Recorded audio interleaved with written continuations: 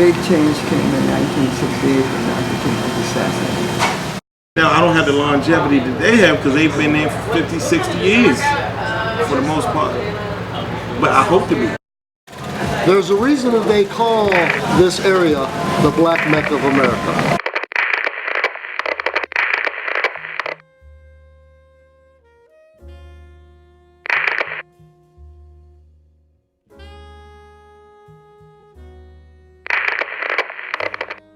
If you've ever been to Washington, D.C., somewhere along your path you've crossed U Street. Maybe for the food, the art painted along the sides of most buildings, or perhaps to visit its historical landmarks. But what makes U Street so historical? U Street was the original Harlem. It was the Mecca for Black excellence. It was Black Broadway. It was the epitome of jazz, and it ushered hundreds of Black-owned businesses. As racial segregation tightened in the late 19th century, the neighborhood became the heart of Black Washington. After Dr. Martin Luther King Jr.'s assassination on April 4, 1968, following what could be known as the riots of 1968, the progression of Black businesses stopped. Much of what was along the U Street corridor burned. U Street was one thing before Dr. King got killed. And Dr. King got killed, so you ask yourself, why did Black people burn down these businesses on U Street? Why did they burn them down? I don't know all of the answers to that. The only business they burnt down were the businesses that were hostile to the Black community. And the ones that were not hostile, they left them alone. So those three that you mentioned never got burnt. 3 are still standing today: Lee's Flower Shop, Industrial Bank, and Ben's Chili Bowl. U Street has changed very much since the late 1900s, including the lack of Black businesses.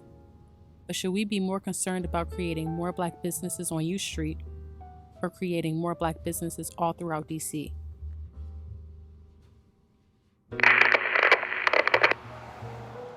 It's just always kind of nice to know that you could go to a city and know exactly where to find jazz, and exactly where to find soul food, or exactly how to find a Chinatown. You know, that kind of thing, but we don't have enough of that now in the city. We don't have enough. I think it's just so expensive now. It's difficult to do that unless you really have deep pockets, or can talk maybe the city into helping, or the state. I don't know. I'd like to see more of us here, but it's hard because the rents are high. Part of the U Street corridor. One could make the argument that Howard was the first Black business. From there, you get the Howard Medical School in 1868. From there, you get a plethora of African American professionals who graduate from Howard in the 1870s, 80s, and 90s, and they want to open up their business. Where do they open up their business? They open it up in the Shaw LaDroit Park neighborhood. They open it up down 7th Street and George Avenue. They open it up on U Street. So what we're talking about here is a 152-year history of African American businesses. These businesses have pretty well documented that they are the lifeblood of African American prosperity, African American excellence, Black excellence in Washington, D.C. There's a reason that they call this area the Black Mecca of America. There's a reason they call Howard the Black Mecca. Well, because businesses were the foundation of jobs, of revenue, of prosperity, of professionalism. After 151 years, do we want to see that go away? Of course not. So what's important about preserving African American businesses along U Street is not only the history and culture, but it's the reality that this history and culture was the basis of Black excellence, the basis of Black progress, these businesses. Because as we enter in this period of gentrification, as we enter in this period of rapid demographic shifts in Washington, We are facing the possibility of real extinction of black businesses. In 1945, when my grandparents started the business, that's all there was on U Street were black business and black-owned businesses.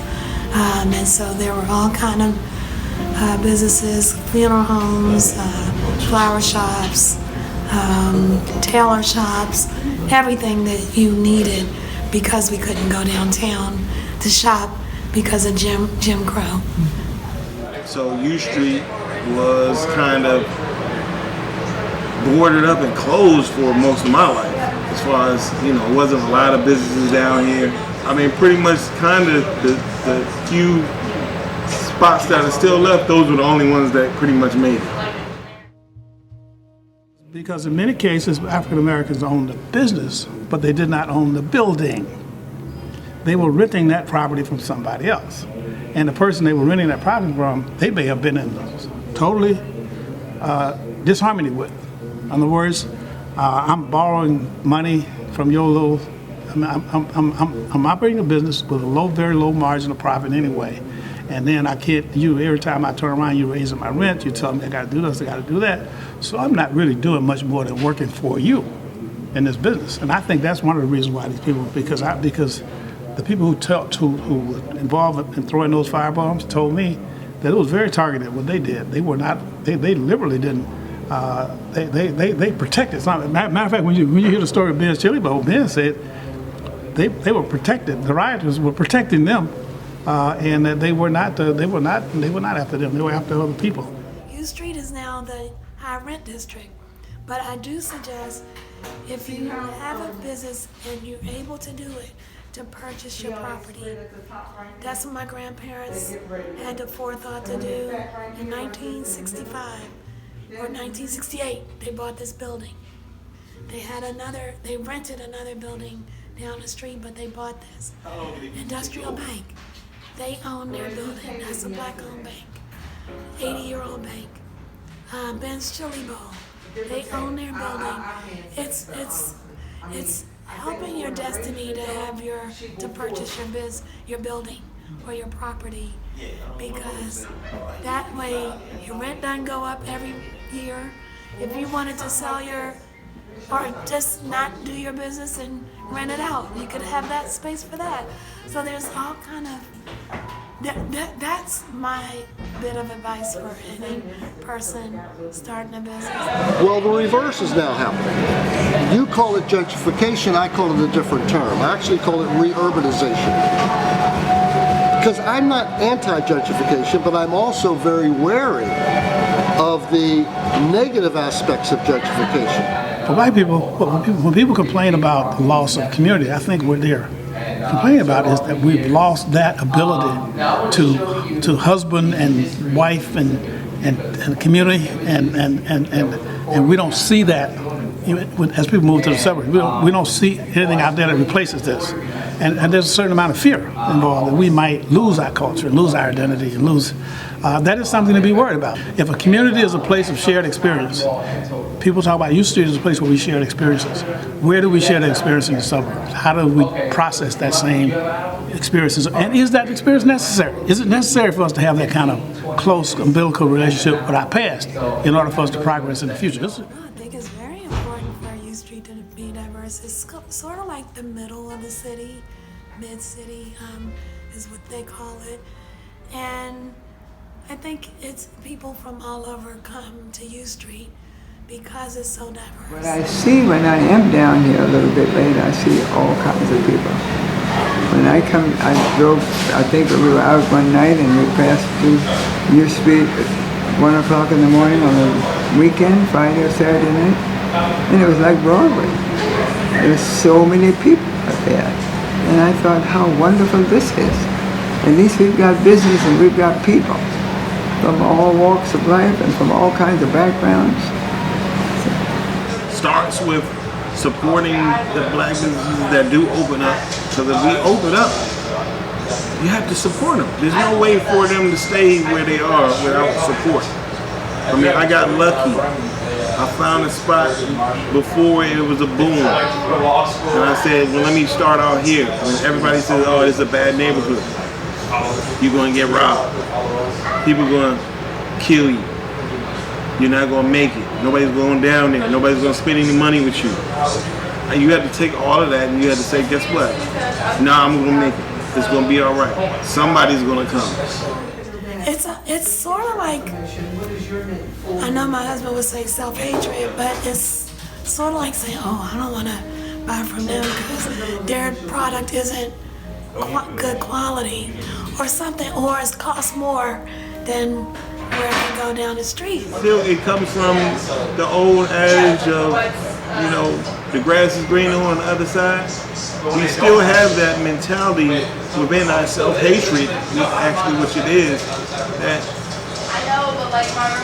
other people's water is better. It might be coming out the same pipe, but it's different, a different outlet, but it's the same water, you know, but their water's better.